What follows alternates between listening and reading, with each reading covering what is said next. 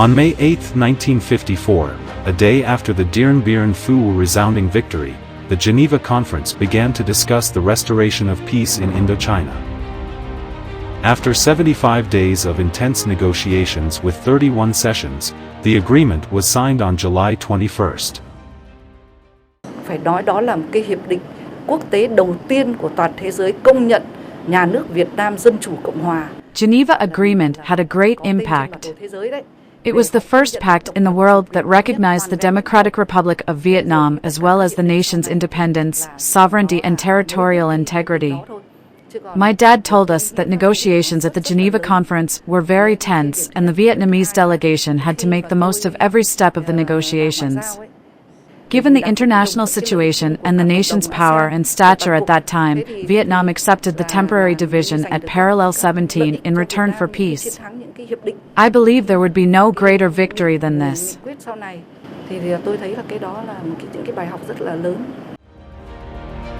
Despite formidable challenges, Vietnam laid a stress on the spirit of independence and self-reliance during negotiations. It stayed persistent with its strategic goals, and made principled concessions to ensure national interests. Bamboo diplomacy was illustrated through the negotiations of the Geneva Agreements. The Vietnamese negotiators stayed steadfast on their goals of independence and freedom, but flexible about how to achieve them. The success of the Geneva Agreement was also driven by the enthusiast support from many peace lovers across the globe. Before and during the Geneva Conference, Ho Chi Minh and his government waged a rather successful diplomatic struggle which aimed to win international friends and support. And I think that struggle played a really important role in forcing France to negotiate an end to the war in the summer of 1954.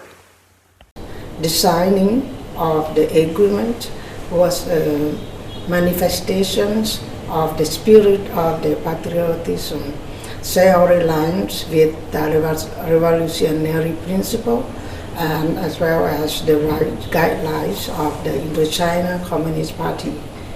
I reiterate that this historical victory was not only significant to the Vietnamese revolution movement, but it also became a source of support for national liberation movement and marked the start of the collapse of colonialism around the world. The negotiation and signing of the Geneva Agreement have been a valuable guidebook for the Vietnamese diplomacy, with a number of lessons on distinctive principles and the art of diplomacy in the Ho Chi Minh era.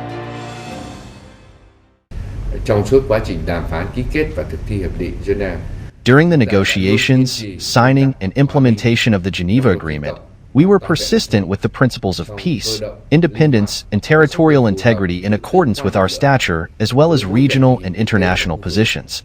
We attached much importance to the study, evaluation, and forecast of the situation. We understood ourselves and others, knew when to seize opportunities, and knew the right time so as to know when to advance, when to retreat, and when to take a tough or soft stance.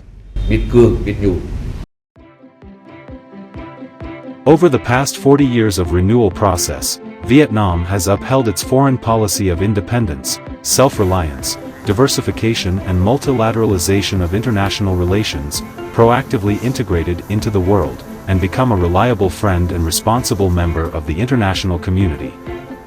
To date, the country has set up diplomatic ties with 193 United Nations member states, and boasted a network of strategic and comprehensive strategic partnerships with 30 countries.